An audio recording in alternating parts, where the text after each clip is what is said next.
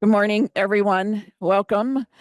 Welcome, everyone. This is the second in a series on being taught on the book of James, not from the New Testament, but by Percival Everett. Thank you, John. I'm always getting the first name and last name mixed up.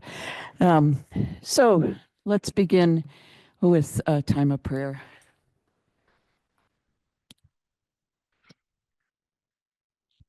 Spirit of the living God, fall softly into our gathering. Fill our hearts with a new love for the other. Illuminate our minds with Jeff and John's teachings, that we may experience a new way of being as we move. Amen. I just want to make a little announcement that in March 9th, 16th, and 23rd, is Matt Helms in this room? Matt Helms will be doing teachings on comparisons of the Gospels, so that'll be really great. And at the end of March, on the 30th, we'll have a session on flowers and liturgy. Won't that be nice? With flowers. With flowers. Anyway, it'd be something hopefully that'll brighten us up. So if you haven't signed in at the back, please sign in. And it might go around too for latecomers. So that helps us to keep up with our metrics, right? If you don't mind me saying that in the church. I'm not going to go into the credentials of these lovely men who are teaching us about the book of James, not from the New Testament. But Jeff Doane has taught many books here and always has a crowd this side. So welcome to the fans of Jeff Doane. He's a former associate pastor here. And most of you know John Clum, pronounced Clum. And he is a former English professor at Duke University. So he taught us last week. And if you weren't here or if you've been talking to your friends about the teaching from last week, it's available on the church's YouTube site. Right, Fred? Yes, it is. Yes, it is. I saw it because I passed it on to some people who asked about it. So with that, who's speaking first? Jeff? Jeff Doane. Go ahead. I wanted us to start this morning by paying attention to something that I'm always tempted to leap over. Where's that first word in the first chapter? But if you've got James with you, I invite you to open to the page after the title page, which is listed, the notebook of Daniel Decatur Emmett, but it is a listing of minstrel songs, which will point us to about halfway in the book. Before we dive into this, though, I'm going to ask for several things. We have our own delightful cutting-edge microphones, but I could see about 4 people starting at once. If you would raise a hand and have your microphone on so I can recognize you one at a time. My hope today is we are doing discussion from the beginning right on through, and I am ceding to John right of first interruption. So if I see his hand, it might come before yours, okay? And since John will not be with us next week, I'm hoping the last 10 minutes or so, he will give us his insights that will lead us. I'm hoping today we take the first half of James approximately. It's always a hope for goal. But then we can take in the second half next week. I know that's rather linear and it's always hopeful. So we'll see how far we get. And then we'll have to go faster next week. How many of you took time to read through these? And this isn't a quiz. I'm just curious. Read through the minstrel songs at the beginning. Of people who did, I am really curious for your response to them. Yes, I'm sorry, and I'm not seeing your name tag from here. Amy, okay. It made me remember they would play them on Andy Griffith, the Hillbilly Band, played a couple of these tunes. What is amazing is that we have any experience of them. John was telling me this morning that when he was in third grade, the teacher would come in and the music would be the minstrel songs. And yes, Unbelievable. so when we're looking at the powerful grasp of institutional racism, it comes in all kinds of ways. And the other thing I'm going to suggest in our discussions is I'm hoping to proceed toward that halfway point. And I'm encouraging you, if you've got a brilliant insight, you know, on page 179, you can stay until we get to page 179. That'd be great. Jeff, can I ask a question about these Of menstrual course, things? of course. And that is just the obvious. Notice the typography, that these are written in longhand, right? Yeah. These are in a notebook, and Jeff will get you there next week, but that notebook becomes very important in the book because James gets that notebook. That the fact is that this is not to look like part of the book, which also in a way should be in longhand since James is writing it. But this shows us something. This is the notebooks of Daniel Decatur Emmett, who is a minstrel guy who we think has written some of these songs in the book. And the fact that it's a notebook and that it is handwritten is becomes significant as the book goes on. Just want you to notice that's just not fun for the editor to do. That's a very important part of them. Thank you so much, John. And if you hadn't read them, my invitation is go back and read them. And then when we hit the part of the book where we have that whole minstrel experience for James, I think it will take on even more meaning. So I just encourage us to do that. Were there any other comments from people who had read them at? Sure, Annette. Well, quite frankly, the words are kind of brutal in some of them. And it shocked me that he was taught those songs in third grade because I'm a general music teacher, elementary level. So that shocked me. And Old Black Joe, did anybody have to sing that in third grade as we did in the Camptown races? Yeah. Melissa, yes. Yep. Speaking of Old Black Joe, I heard it played last night in Mandel Hall at the University of Chicago.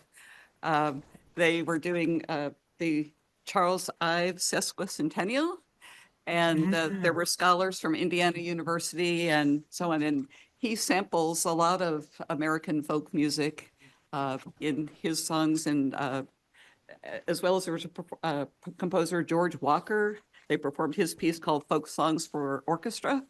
And so there was a baritone, Sidney Outlaw, who sang many of these songs, and Old Black Joe was one of them. And like you, where did you grow up? New Jersey suburbs. Oh, okay, because I grew up in New Orleans. So I'm kind of interesting. And we had kindergarten music teacher. We had a wonderful array of instruments we could play, and we learned to square dance and songbooks that included Stephen Foster songs, including Old Black Joe. And I was just, because I heard it last night, I was in the car on the way here, I was talking to my husband about it and what I remembered about that. And I remembered our music teacher explaining to us the situation of that this was an old slave who had had a very difficult life on earth, and all of his friends had died, and he was looking forward to going to heaven. Everyone he loved was in heaven, and I remember it teaching me what a horrible thing, how that you'd prefer to die than to have lived as a slave. That's the message that I got as a kindergartner. But and I know Paul Robeson has sung it, and I couldn't remember what year it had actually come out, and so I looked at that in the car on the way here, and it was, I think, in 1860 that Old Black Joe was first published, and it went on to say how Bing Crosby covered it, and various performers over the years. So anyway, quite a legacy we have here, right? Thank you for that. I see your hand, Yes. I can't see your card. Daryl, yes. I'm a little slow. I had two things. One, I kind of read the songs as like, am I doing this wrong? Oh, No, Speak just this has way? to be close. okay. Yeah. I read the songs like a epigraph, kind of speaking to the texts of the time that are now framing our experience with language and understanding of living at that time. But as people were talking, then I was thinking about not back to third grade, but back to the Super Bowl and Kendrick Lamar's sort of use of language and music as a way to reframe, sort of like James with language, our understanding of the flag and being American and what it means to have language in popular culture, because this was sort of popular culture, right? It's teaching us how to respond to people different than ourselves. So Excellent. Thank you. If there are no other comments on these songs, but I encourage you to go back and look at them if you haven't already. I'm going to dive us forward into the text. And if you've got books, great, because I am encouraging people to let us know if you see something, share the page number. It's not going to work for everybody because we don't necessarily have the books open with us. If that's an option next week for you, I encourage it because they're creative detours. They're always going to be. And what was stunning for me is to realize that in the predominance of the Southern white churches, they thought the Bible had baptized slavery. If you didn't believe in slavery, you were a heathen, and they referred to Northerners as heathens, not Christians, because otherwise they would believe in slavery. I mean, their words and practice were a horrible heresy. But this gives some background to me as I look in James as how he struggles with religion as a tool of the oppressor. So, Let me just say one other thing about tone here, and that waiting for the just and deserved Christian reward at the end of it all, which is, we find out, is not what James believes at all. This book is full of irony. And it's an interesting point in this book, at a point in which James even raises the question about whether something is dramatic or proleptic irony, which is something that only an English professor probably could care about. I was hoping you'd comment on that. I will explain those two terms if anybody cares, but you probably forget it by lunch. But at any rate, Everett is constantly reminding you in the background through James that there's much of this book that he wants you to look at through the lens of irony, which is true of all his books. I'm in the middle of reading Dr. Element, which I highly recommend to you. It's very funny and very witty, particularly if you know James Bond movies. And but watch this all throughout, that James very often has his tongue firmly planted in his cheek as he is telling you things too. And that's the way he controls his anger, is through irony. Thank you, John. There was another verse that, verse, this is a problem when you're a pastor. There's another line here. I repent, okay?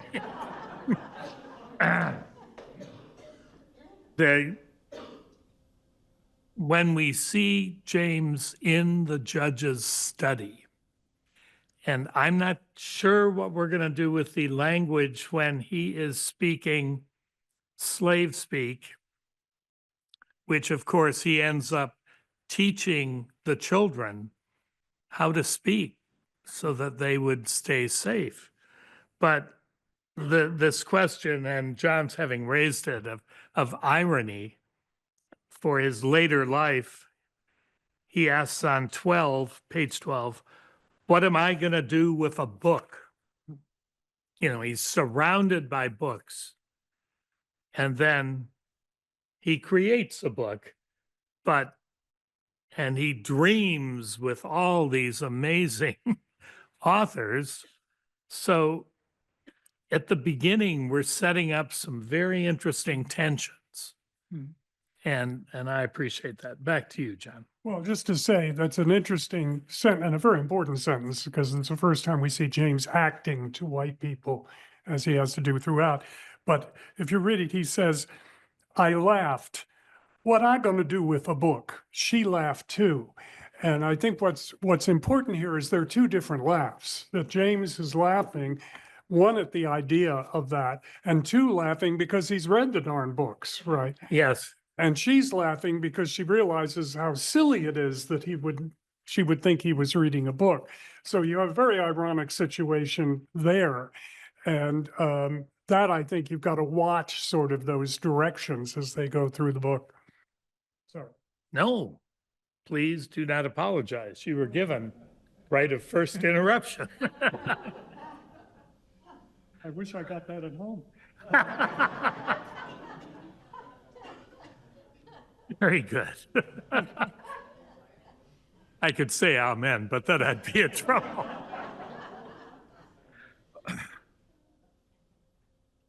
I want to pick up as we move into these opening pages. If I am moving too quickly by some things that you would all like to raise, please, just a wave of the hand.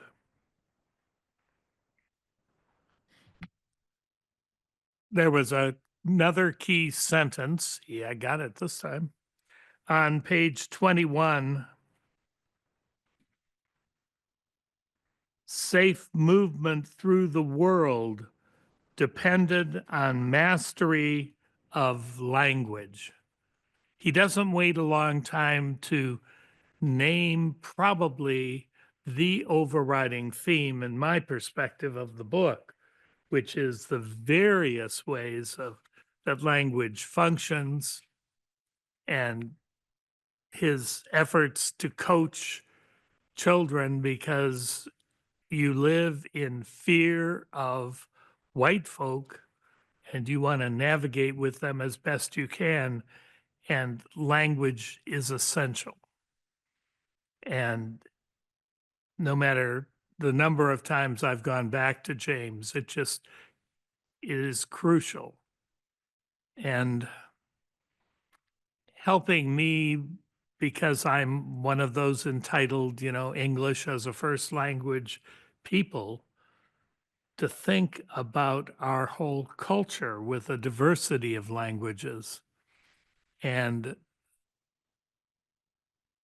praise be to God, slavery is no longer existing, but there is huge, intense institutional racism. And I can't be reading James without thinking, who just got fired? A very accomplished Black general and a very accomplished woman admiral. Admiral, yeah. We are in the midst of these issues, and we need to name how much we're in the midst of that right now, because that's what wonderful subversive novels do. They upset any comfort or any denial that we might seek to hold on to now. I may just say one word about that. One thing I think that is always important when one reads literature is, in one sense, not only where it is set, when it is set, and this book is set, I think in the 1850s, early 1860s, actually 20 years after Huck Finn is set. Yes. But why is Percival Everett writing this book now? And I think it's always important to think about that. What does this book say about our time? And what sort of ironic comments is he trying to make about the world we now live in? Oh, wasn't on, sorry. I'm hoping this kind of interruption continues. It will enrich our class all day long. I would push us a little further in. 26 and 27 was the time that I'm seeing the powerful dialogue that Everett creates. It's just stunning, and they are, in most cases, concise but amazing anecdotes too. So I would not presume to make judgments sitting next to a professor of English, but to me, these are key characteristics of outstanding writing. And we've already been there. Thank you, John, because my note on page 28 is irony. And irony is so crucial and pervasive in the book. I think it then leads us later to deal with one of my other favorite words, which is paradox. So, but we start with irony and make our way toward that.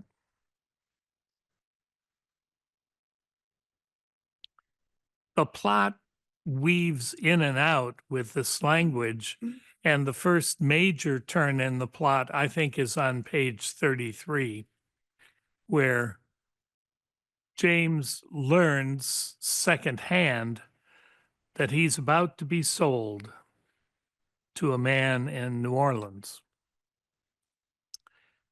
And that's immediately the cause of his running away. He knows there's no way that he could ever get back to reclaim life with his family.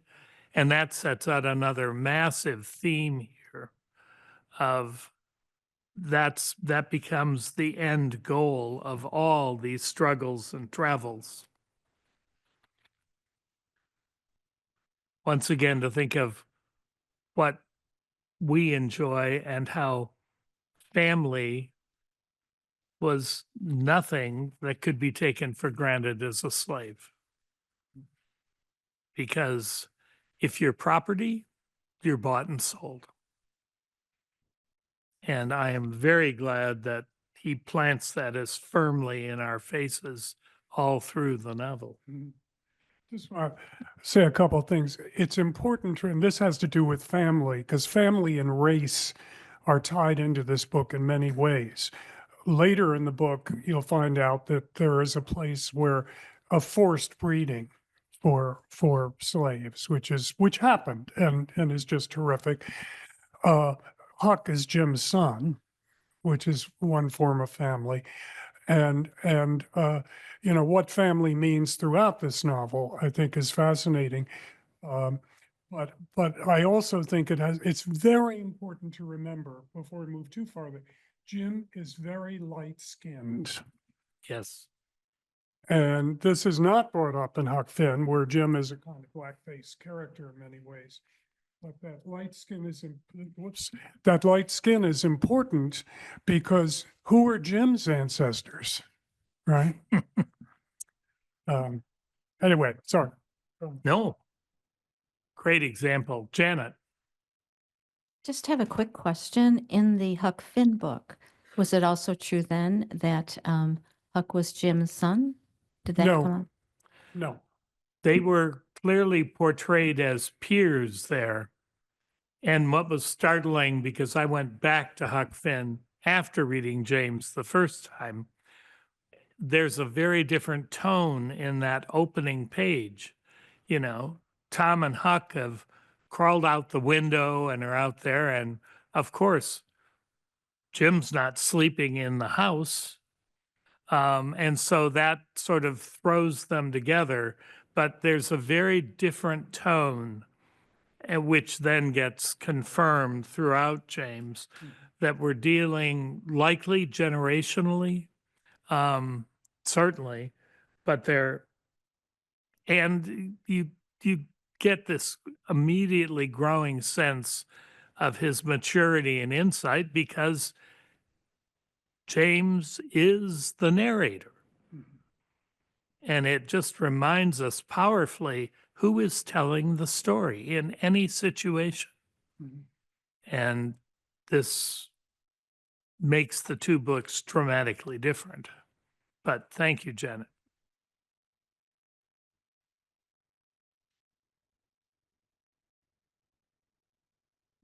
On 35, when James starts to think, will he ever see his family again? The power of that family can be highly problematic as well as wonderfully joyful. I remember celebrations in our household where I simply refer to them as joyful chaos if you've got younger grandkids. But and there are all kinds of struggles, but family is so key. Whether it's our siblings, whether it's nieces, nephews, I'm reading it large, not biologically. And in many cases, people are adopted into our families. But family is so powerful, we keep using that concept. So James's anguish that he is literally helpless. The one thing he can choose to do is run, although he is totally risking his life to do so. can I just point out that Of one of course. my favorite sentences in the book is on page 35, and it's typical Percival Everett humor Thank you. when James says, running was something a slave could never do unless, of course, he was running. It's a wonderful, wonderful sentence. And also, I think powerful is, I was as much scared as angry, but where does a slave put anger? We could be angry with one another, we were human, but the real source of our rage had to go without address, swallowed, repressed. Well, first of all, they're beautiful sentences, but second Yes. of all, they really capture a lot about the book. And to move from that kind of humorous way of presenting running to the sense of anger is just wonderful, I think. Thank you, John.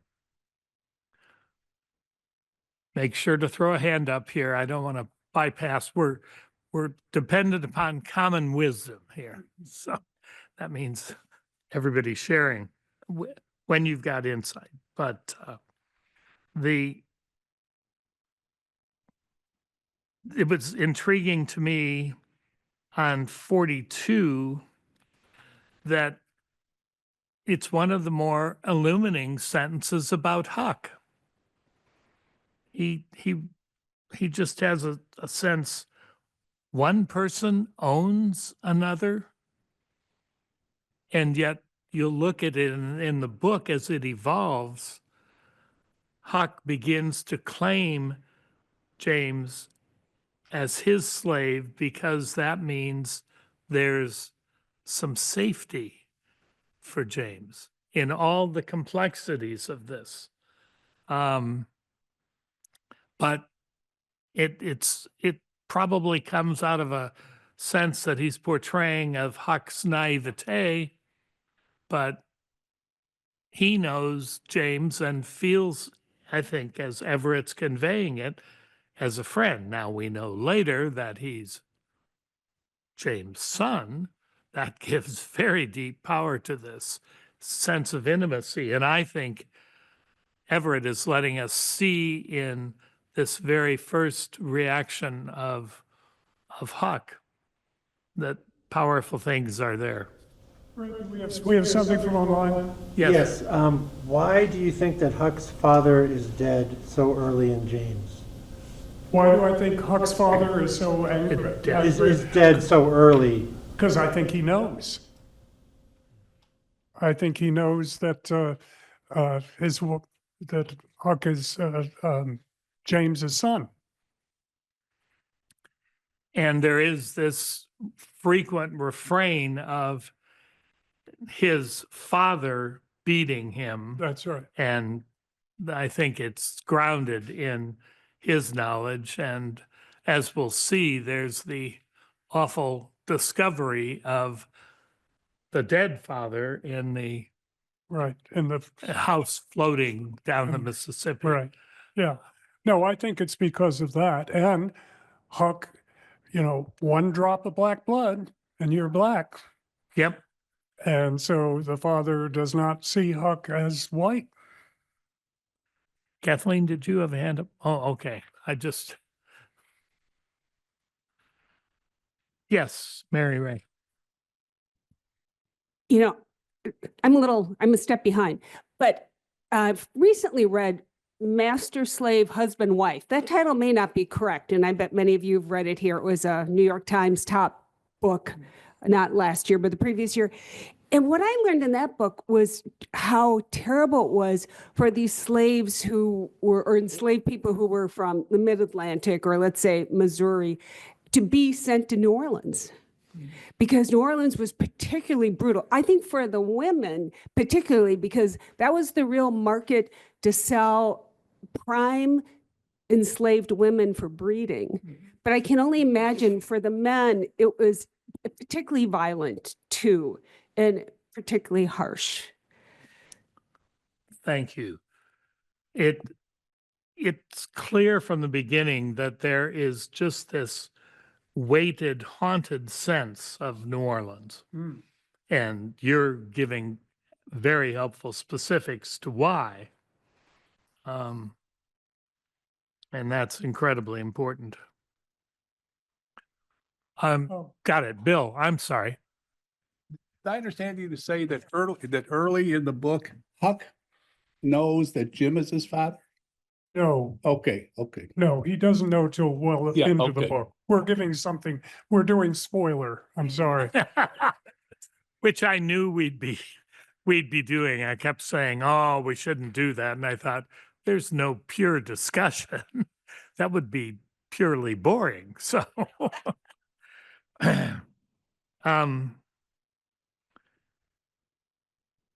it's intriguing early on, and I know John said this last week, but that there was a deep concern never to let a slave get anywhere near books,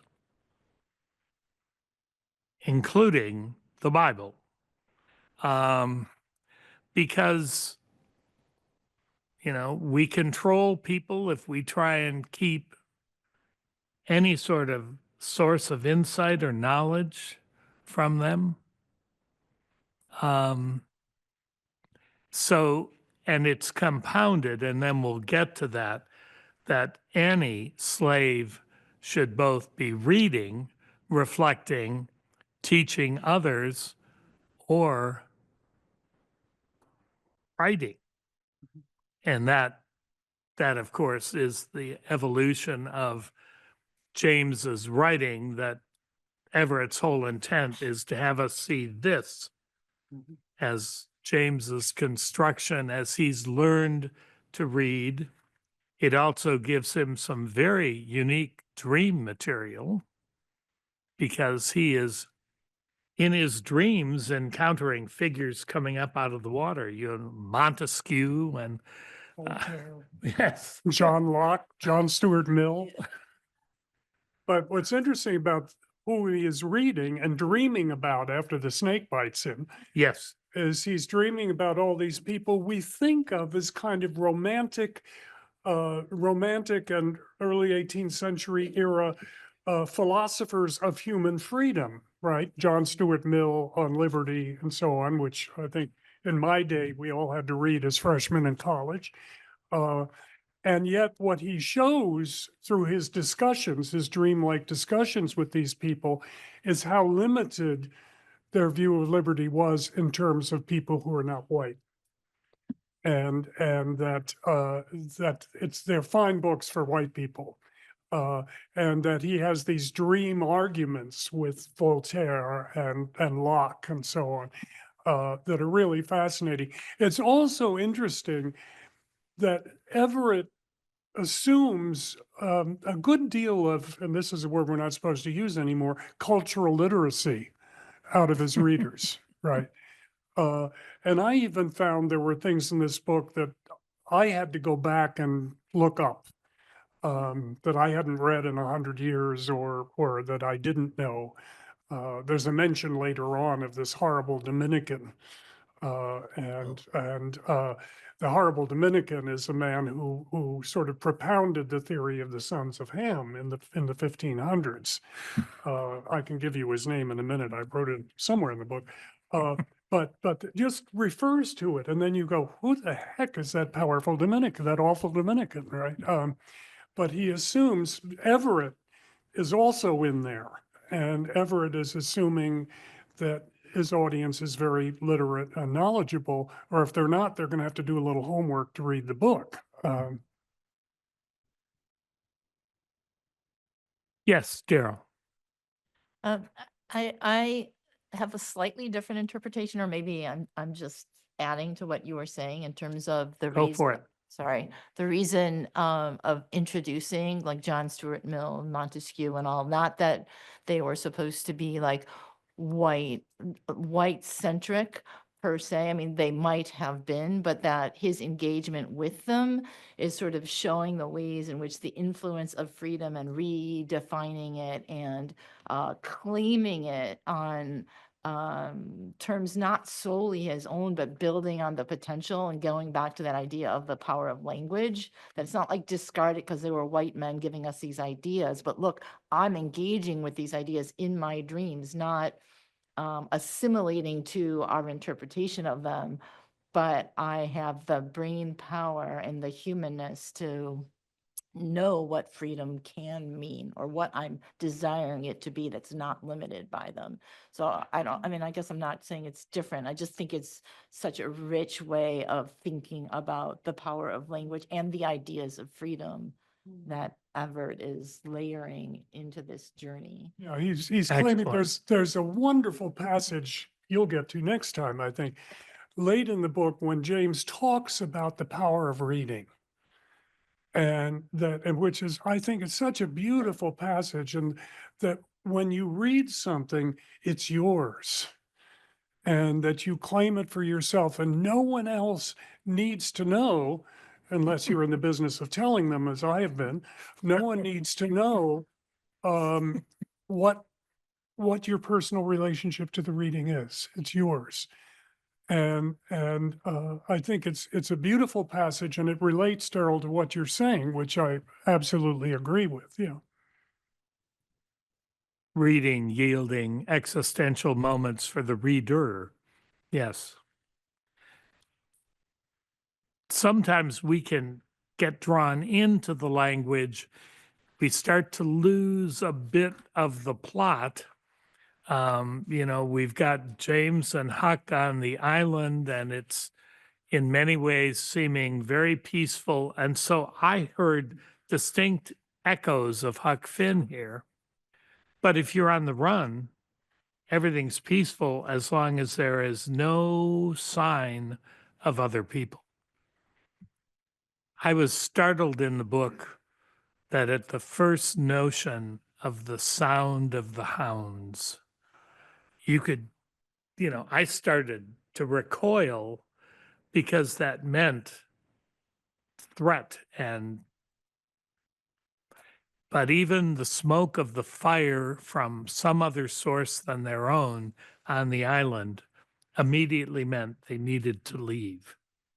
So another of Everett's many gifts is shaping the plot, and we get into some of these splendid philosophical and linguistic areas, and then jolt, we're back in as the plot unfolds. And that's, sorry, violated my own guidelines. It's on 60 that they have a sense of that. And we're getting a little hint here at how tough this could be to get this in 2 weeks, but we'll keep working at that.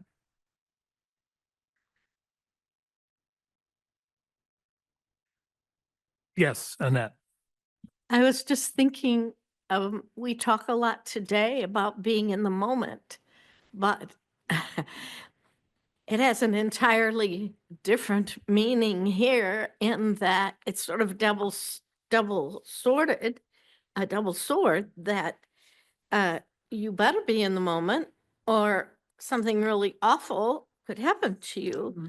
And at the same time, when you read, you want to be in the moment. And I was thinking how that is hard. Oh, that's a very good link. Thank you.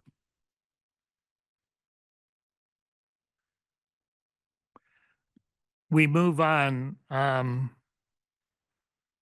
we get on page 65. Well, there's first a reference to the divine, and Everett in passing says, well, the divine has no interest in slave. It is sort of a statement of disregard, which reinforces the sense that the divine is a tool for the oppressor, the white oppressors. And as someone who's tried to pursue these matters of faith for years, that's painful to hear, even in this creative, novelistic language. But I think it also makes very good sense given glimpses into how Christianity was used to sustain and support slavery. And racism. Oh, Well, yes. And shape the racism that continues tragically to shape us and our world. The rest of that passage on 64, I think is quite interesting. Because Jim says to Huck, did you pray to the Lord? Never got a chance to, Huck said, we made it anyway. Thank you. Thank you. This is another wonderful example of the gift of the dialogue that Everett creates. And in 65, we get the observation that we've known all along from the beginning, just from the hints. Huck was just a boy. In other words, James is recognizing that it changes the dynamics that I experienced in reading Huck Finn. And I think it's precisely what Everett is seeking to do. I was also interested in language as we move on. The connection with Huck Finn is that nature is sort of the gift. There's amazing pictorial language here. If you're in the rain or all the efforts on the river, which are very deep and distinct, but rendered very differently in James than they were in Huck Finn. Of that is the gift of the moment for them in this. And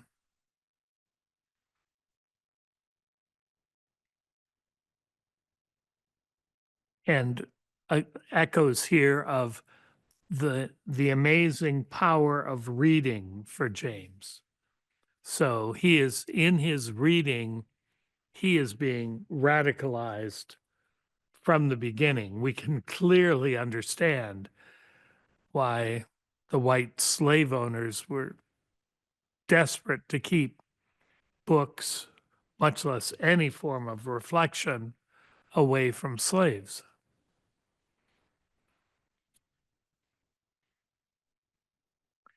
I was intrigued on 77, and yes, I'm pushing us a little faster here, so interrupt me if I'm passing you by on something. White folks like feeling guilty and then followed by, as a slave, you claim choice when you can. To think about the incredible limitation of any choice in your life. And, you know, there's some resonating truth in white folk like feeling guilty. I think it's an instinctive response. If we're going to go deeper, guilt is not the sustained path, but that's, I think, an instinctive response. And Everett he not only names it, he also evokes it throughout the book. I could bring up an English professor thing before we move. Oh, of course, please. On page 73, it's very interesting. It's when he starts talking about reading, that the moment the power of reading made itself clear and real to me, if I could see the words, then no one could control them or what I got from them. They couldn't even know if I was merely seeing them or reading them, sounding them out or comprehending me. It was a completely private affair and completely free and therefore completely subversive. Yes. And, yes. and what is he reading? Here's a quiz for you. It starts in the country of Westphalia. Candide. Voltaire's Candide. And which, of course, Voltaire is one of the key figures in this. I might also say that Candide is one of the first great picaresque novels, and this is a picaresque novel, but that's a whole other thing. But at any rate. Which sends us all to do some homework. So.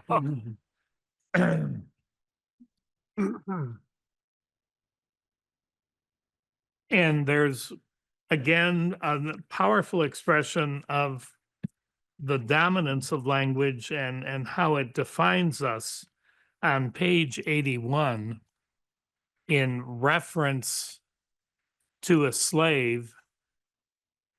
The word "it" is used. And I would have maybe moved faster by that, but it signifies object, signifies property, and it just denies any of the dimensions of personality. So again, Everett's incredibly effective use of his language to help us feel the just abject tragedy of slavery in very specific terms here. Since I want to make sure we don't lose the plot, when the raft breaks apart, he loses Huck. And so the loss and reconnection with Huck is again woven through the book.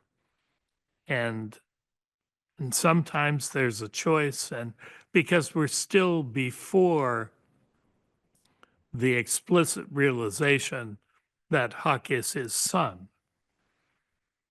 But he leads up to it by letting us know what a moment this is. And that's on 95.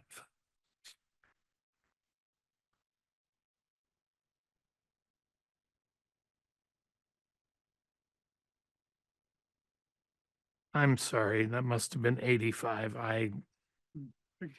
Yep. John and I complain mutually about our bad writing. And since I like to teach from the notes I've taken after a second time through, oops, sometimes they need to be corrected. On 84, there is something I don't want us to pass up. James is worried sick over Huck, ashamed for feeling relief for being rid of him. So the tensions here, he's trying to take care of Huck and bring him along, but thank God I don't have to do that. Oh, but I'm worried sick about him. So that sounds so human. So I think Everett's just evoking that wonderfully. And then there's the desperate threat of where you are. The amazing part of this book, first of all, you're heading south. Well, that's not the direction. And there's some sense of, how do I find the Ohio? And then they start talking with people. And if they're talking with other slaves, they may get some clues. And there's a suggestion they're in Illinois. Well, wonder of wonders, a non-slave state. Sort of, if you reach back to Meacham's book, because we had slave support and other forms of slavery in Illinois.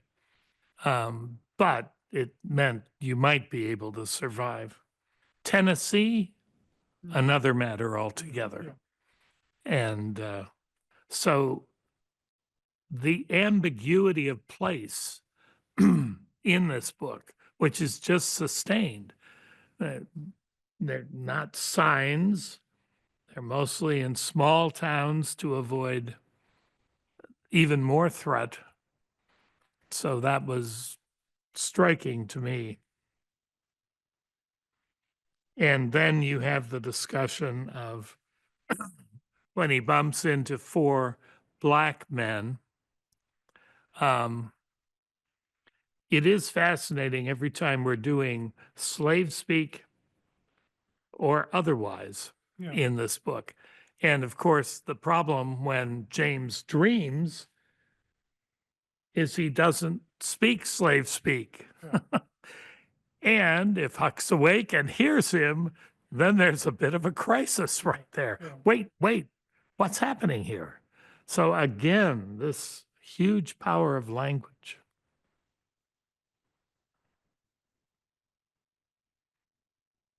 This does lead up to that crucial scene, and Annette, I believe you named it last week, where the young George, part of the foursome that he encounters, agrees to see if he can find a pencil for James, the yearning to record this. And in fact, it's another slave who said, if you have thoughts, write them. Don't lose this moment. And then the horror of this, because young George, and he comes in one of the most foreboding scenes, James comes upon this gathering, and it's a gathering of slaves and the overseer, and young George is being beat with a whip, and manages somehow to spot James in the trees and mouth the words, run. Right. And then George is murdered. Yes. And then he gets word, and it's later that he gets confirmation of what he feared, that young George was lynched. Yeah. I wanted to just point out, Go. we're really I'm running out of time, alas. But I want to point out, when James gets the pencil, and this is on 93, when he first writes, and it's wonderful how, again, typography works in this book, because when James is writing, it's in italics, so we know that it's something he's written. But he says, it's a long thing. My name is James, he starts. And of course, that name is so important in the book. It ends the book, as we remember, right? It's like, call me Ishmael. And he says, though, at the end of this paragraph, I can tell you, I am a man who is cognizant of his world, a man who has a family, who loves a family, who has been torn from his family, a Yes. man who can read and write, a man, and this is the crucial part, a man who will not let his story be self-related, but self-written. And that's very interesting, because the only thing, of course, African Americans had was the oral tradition, right? Self-related, telling your own story orally. But his is going to be self-written.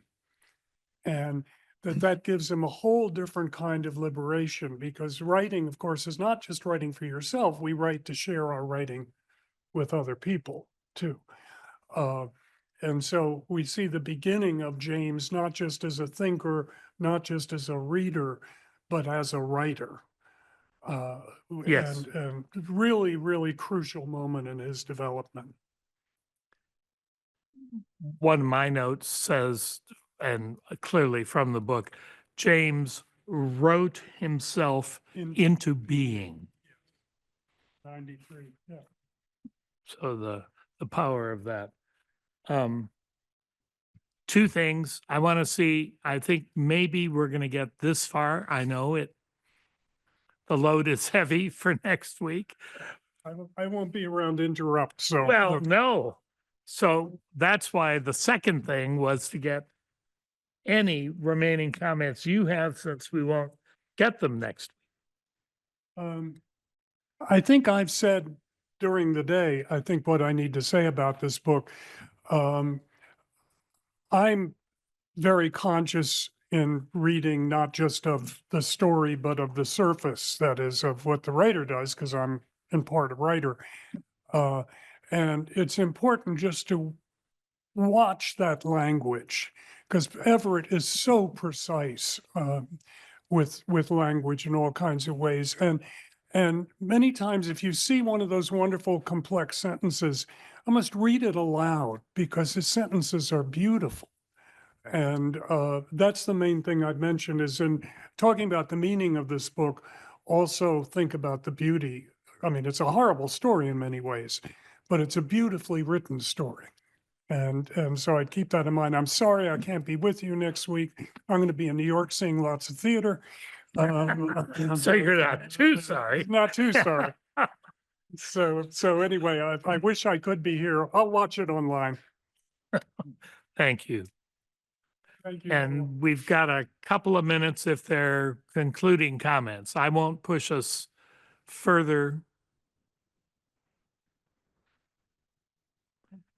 So the challenge, yes, if you're midway in the book, is get there. There's a bit of homework on rereading those minstrel songs, because I think it will give a lot more power to the section in about 160, 170, when he is, quote, hired, sold into service in a minstrel group, which itself just has all kinds of layers. So please read those songs as an intro to that. Please put your name tags back when you leave, so you've got them for next week. Yes, thank you. Melissa had a comment. Yeah, since I brought up the concert last night, I'd just like to suggest the Chicago Sinfonietta is the one who put on the concert, and on their website, it will show the program they put on last night. And because it did involve some of these minstrel songs and yes. everything, and they also mentioned that this being the sesquicentennial of Ives, no major symphony chose to salute Ives this season. And, but yet these scholars did, and they published a wonderful book and so on. And one of the pieces that he did is called Three Places in New England. Oh, yeah. And one of the three venues that he puts to music is the St. Gaudens statue in Boston that commemorates a Black regiment of the Civil War as they were marching to the Civil War. So he was a son of abolitionists, and he wasn't the one. He wasn't the one that put Old Black Joe into his songs. I wanted to make that clear. So anyway, Thank you. look at Spotify or whatever for the music. Thank you both. And And please make sure everyone signs in. thank you, Polly. Thank you.